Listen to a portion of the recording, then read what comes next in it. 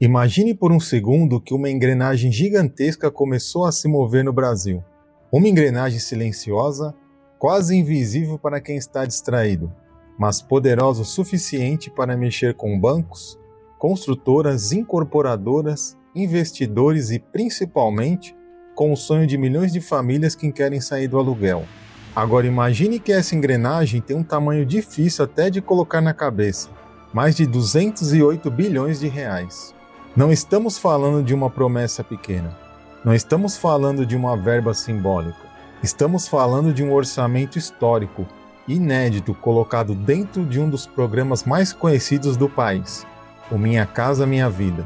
Para 2026 foram disponibilizados aproximadamente 208,66 bilhões para o programa, em uma combinação de recursos do FGTS, subsídios, Fundo Social e Orçamento Geral da União. E a grande pergunta é: por que isso importa tanto?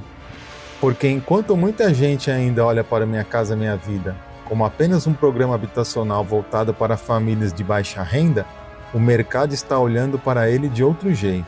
Para as grandes incorporadoras, esse programa virou algo muito maior.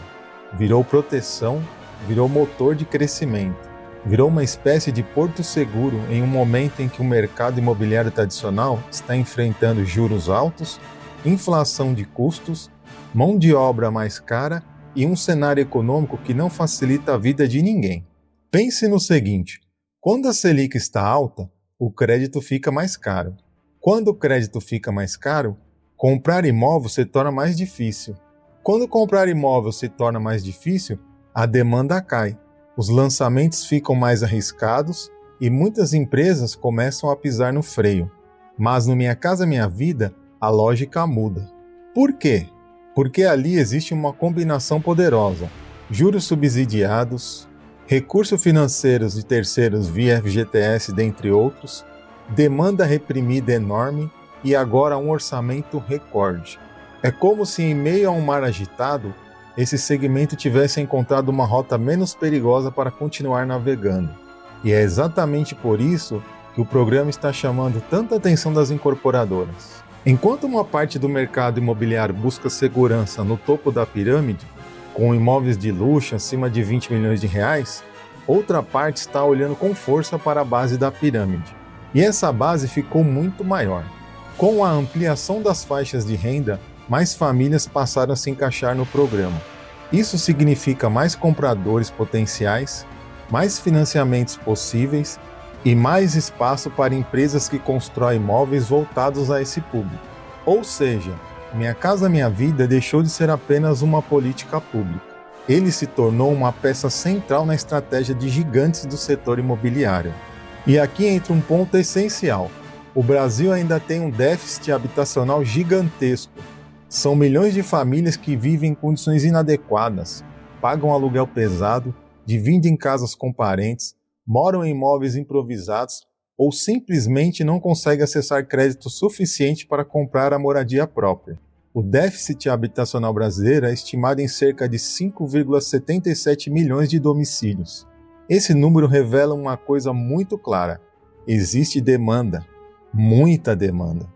E quando existe demanda, crédito subsidiado e orçamento bilionário ao mesmo tempo, o mercado presta atenção. Para o comprador, isso pode representar uma janela de oportunidade. Para a construtora, representa previsibilidade. Para o banco, representa volume. Para o governo, representa política pública em grande escala. E para o mercado financeiro, representa uma tese de investimento. Mas vamos por partes. O orçamento do Minha Casa Minha Vida em 2026 não vem de um único lugar. Uma parte enorme vem do FGTS, com mais de 142 bilhões de reais destinados à habitação. Também há bilhões de descontos e subsídios para famílias de menor renda. Além disso, o Fundo Social passou a ter um papel muito relevante, direcionando recursos para a habitação, algo que ganhou força recentemente.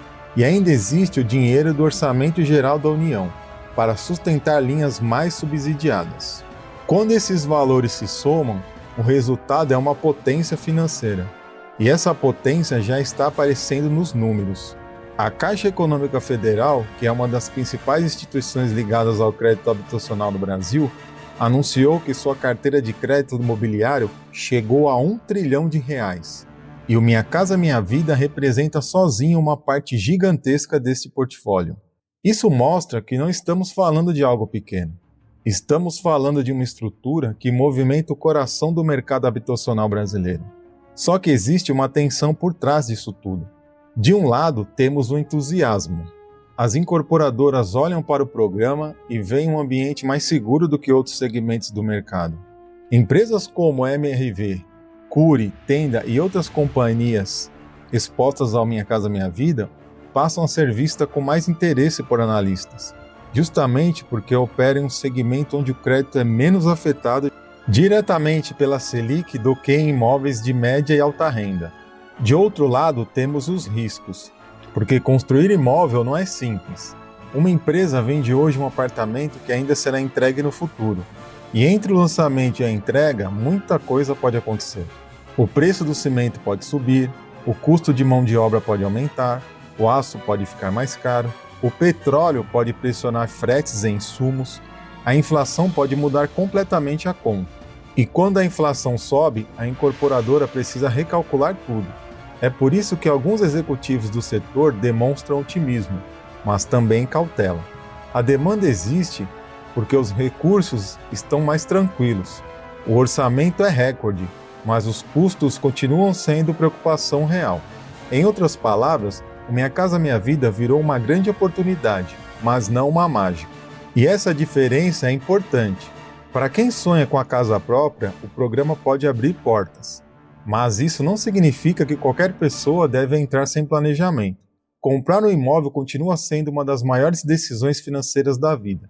Prestação precisa caber no bolso, a renda precisa ser analisada, o contrato precisa ser entendido, a localização precisa fazer sentido, o valor final precisa ser comparado. E o comprador precisa simular, perguntar, pesquisar e não se deixar levar apenas pela emoção. Porque o sonho da casa própria é poderoso, mas uma decisão mal calculada pode virar uma prisão financeira. Agora, o que torna o momento atual tão diferente é a escala. Em outros anos, uma das grandes dúvidas do setor era: será que vai ter verba suficiente? Será que o programa vai continuar forte? Será que a captação de recursos financeiros de terceiros vai travar? Será que as famílias vão conseguir financiamento? Com um orçamento acima de 200 bilhões, essa dúvida diminui. Pelo menos no curto prazo, o mercado sente que existe dinheiro para girar a máquina. E quando o mercado sente segurança, ele lança mais projetos, compra mais terrenos, acelera as obras e tenta ocupar espaços antes dos concorrentes. É por isso que algumas incorporadoras estão praticamente reorganizando seus portfólios ao redor do Minha Casa Minha Vida. A MRV, por exemplo, ampliou ainda mais sua exposição ao programa. A Cury também passou a ter grande parte de seus imóveis enquadrados dentro das faixas do Minha Casa Minha Vida. E esse movimento não acontece por acaso. Ele acontece porque as regras do jogo mudaram. Com a criação e ampliação de faixas, inclusive faixas que chegam a rendas maiores do que o público tradicionalmente associado ao programa, o Minha Casa Minha Vida passou a alcançar um público mais amplo. Isso expande o mercado potencial. E para as empresas, significa que mais produtos podem ser vendidos dentro de uma estrutura de crédito mais favorável. E é aqui que muita gente se surpreende, porque quando se fala em Minha Casa Minha Vida, muitos imaginam apenas imóveis muito simples, localizados em regiões afastadas, voltados exclusivamente para famílias de renda muito baixa. Mas o programa se expandiu, as faixas de renda aumentaram, os tetos de valor também mudaram em determinadas categorias. E isso fez com que uma parte maior da produção imobiliária passasse a se encaixar no programa. Na prática, o Minha Casa Minha Vida virou uma espécie de guarda-chuva maior. E esse guarda-chuva está protegendo as empresas de uma chuva pesada chamada juros altos. Quando uma família compra um imóvel de média ou alta renda fora do programa, ela depende de um crédito tradicional, que sofre muito mais com a Selic elevada. Mas no segmento do Minha Casa Minha Vida, existe uma dinâmica diferente com juros limitados e regras próprias de financiamento. Isso não elimina todos os problemas, mas reduz o impacto direto do crédito caro para o comprador final. E se o comprador consegue financiar, a incorporadora consegue vender.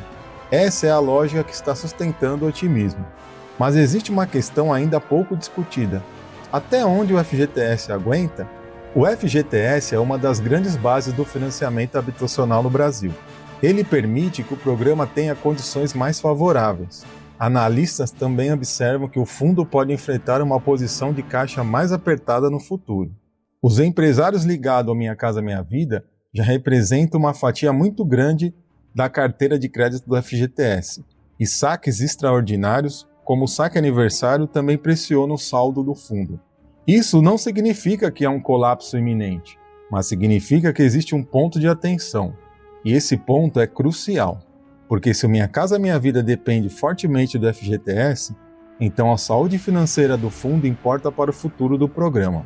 Se o fundo fica pressionado demais, o governo pode precisar fazer ajustes, buscar novas fontes de recursos ou rever condições. E qualquer mudança nesse equilíbrio pode afetar as incorporadoras, os compradores e o ritmo dos financiamentos. Por enquanto, porém, a mensagem do mercado parece clara: o programa está forte. E está tão forte que analistas de grandes bancos passaram a preferir empresas expostas ao Minha Casa Minha Vida. Não por caridade, não por discurso social, mas por estratégia. Porque em um ambiente de juros altos, essas empresas parecem melhor posicionadas para continuar vendendo, lançando e crescendo. É uma inversão interessante. Em muitos momentos, o mercado vê programas sociais como algo separado do mundo financeiro.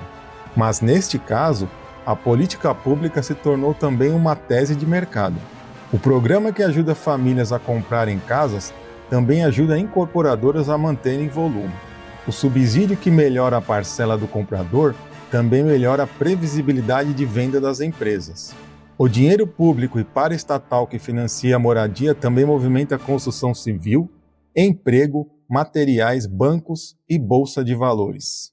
É por isso que o número de 208 bilhões não pode ser visto apenas como uma cifra solta. Ele representa uma cadeia inteira. Representa terreno comprado, projeto aprovado, obra iniciada, material de construção vendido, trabalhador contratado, corretor prospectando cliente, banco liberando financiamento, família escolhendo planta, gente saindo do aluguel, gente assumindo dívida, empresas crescendo, investidores comprando ações, governo tentando reduzir déficit habitacional e uma economia inteira girando ao redor de um dos desejos mais profundos do brasileiro: ter uma casa para chamar de sua. Mas é justamente por mexer com um sonho tão forte que esse assunto precisa ser olhado com atenção. A casa própria não é apenas uma compra, é segurança, é identidade, é estabilidade. É o lugar onde uma família cria rotina, guarda memórias e constrói futuro.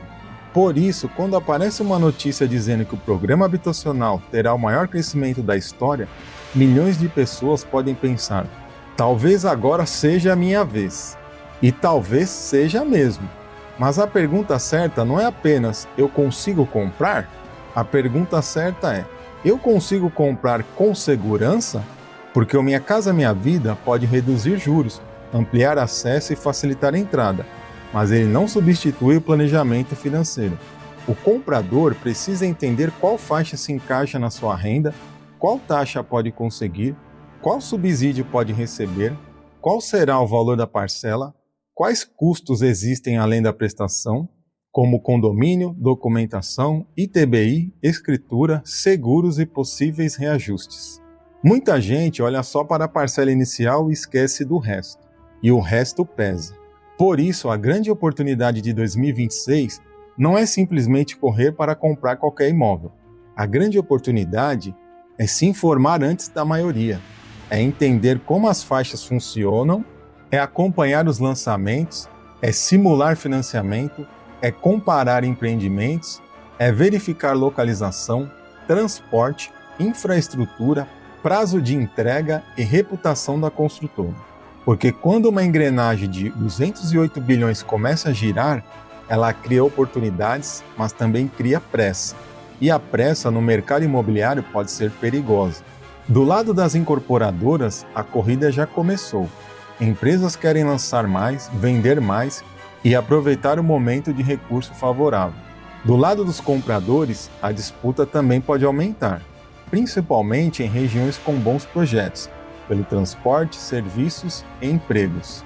Em cidades como São Paulo e Rio de Janeiro, programas habitacionais locais e regras de habitação de interesse social também entram nessa adequação, permitindo projetos em áreas mais bem localizadas. Isso pode tornar alguns imóveis ainda mais desejados, e quando a demanda é alta, os melhores produtos costumam desaparecer rápido. Mas existe outro lado: se os custos continuarem subindo, os preços também podem subir. Executivos do setor já indicam que a inflação não explodiu, mas aumentou. E se construir ficar mais caro, o preço final tende a acompanhar esse movimento. Isso significa que, para algumas famílias, esperar demais também pode custar caro. Percebe o tamanho do dilema? Comprar rápido demais pode ser arriscado. Esperar demais também pode encarecer. Entrar sem informação pode gerar problema. Ignorar o momento pode fazer a oportunidade passar. É por isso que essa notícia é tão importante. Ela não fala apenas sobre incorporadoras. Ela fala sobre o futuro do acesso à moradia no Brasil. Fala sobre como o governo, os bancos, o FGTS, o mercado financeiro e a construção civil estão se reorganizando ao redor de um programa que voltou ao centro do jogo. E talvez a maior mudança seja essa. O Minha Casa Minha Vida não está mais apenas na periferia da discussão econômica. Ele está no centro. No centro da estratégia das empresas, no centro da análise dos bancos, no centro da política habitacional, no centro do crédito imobiliário e, para milhões de brasileiros, no centro de uma decisão que pode mudar a vida. Agora pense na dimensão disso. Enquanto uma família está sentada à mesa fazendo contas para ver se consegue sair do aluguel, grandes bancos estão calculando o impacto do programa sobre ações de incorporadoras. Enquanto um casal visita um decorado no fim de semana, analistas discutem margem, inflação, recursos e retorno do FGTS. Enquanto um trabalhador junta dinheiro para a entrada, bilhões de reais estão sendo organizados para sustentar financiamentos em escala nacional. São mundos diferentes conectados pelo mesmo imóvel. Para a família é lar, para a incorporadora é produto, para o banco é crédito, para o governo é política pública, para o mercado é oportunidade. E é justamente por isso que você precisa entender o jogo antes de entrar nele. Porque quem entende apenas o sonho pode se emocionar, mas quem entende também os números consegue decidir melhor. O Orçamento Record mostra que existe uma força enorme empurrando Minha Casa Minha Vida em 2026. A ampliação das faixas mostra que mais famílias podem ser atendidas. O interesse das incorporadoras mostra que o setor vê potencial real. A carteira trilionária da Caixa mostra que o crédito imobiliário continua sendo uma peça gigantesca da economia, e o déficit habitacional mostra que a demanda não vai desaparecer tão cedo. Mas a inflação, os custos de construção e a pressão sobre o FGTS mostra que o cenário também exige cautela. Então, a verdade é esta: o Minha Casa Minha Vida pode ser uma das maiores oportunidades habitacionais dos próximos anos, mas só será uma boa oportunidade para quem souber analisar com calma. Se você está pensando em comprar seu imóvel, este é o momento de estudar. Veja em qual faixa você se encaixa, simule seu financiamento, compare taxas, analise se sua renda comporta a prestação, pesquise a construtora, entenda o contrato, converse com especialistas e nunca assine nada só porque alguém disse é agora ou nunca. Porque a melhor decisão não é a mais apressada, é a mais consciente. O gigante de 208 bilhões já está em movimento, e ele pode abrir portas para milhões de brasileiros, pode aquecer a construção civil, pode impulsionar empresas, pode transformar bairros, pode tirar famílias do aluguel, pode mudar o mapa da habitação no país. Mas com toda a força gigantesca, ele também precisa ser entendido. A pergunta não é mais se o Minha Casa Minha Vida é relevante. A pergunta agora é: como essa máquina bilionária vai afetar você? Se você está no aluguel, talvez ela represente uma chance. Se você trabalha no setor imobiliário, talvez represente uma virada de mercado. Se você investe em empresas da construção civil, talvez represente uma tese. Se você acompanha a economia, talvez represente um dos movimentos mais importantes de 2026. E se você apenas quer entender por que tanta gente está falando de habitação, crédito, FGTS e incorporadoras, a resposta está aqui. Porque o Minha Casa Minha Vida deixou de ser apenas um programa. Ele virou uma das maiores engrenagens financeiras do Brasil. Uma engrenagem que movimenta dinheiro, empresas, bancos e sonhos. E talvez, no meio desses bilhões todos, exista uma oportunidade real para quem souber olhar antes da multidão. Então preste atenção aos próximos movimentos, porque quando um programa habitacional chega a esse tamanho, ele não muda apenas o mercado imobiliário, ele muda o caminho de milhões de famílias. E talvez para muita gente, esse seja o começo da jornada rumo à casa própria.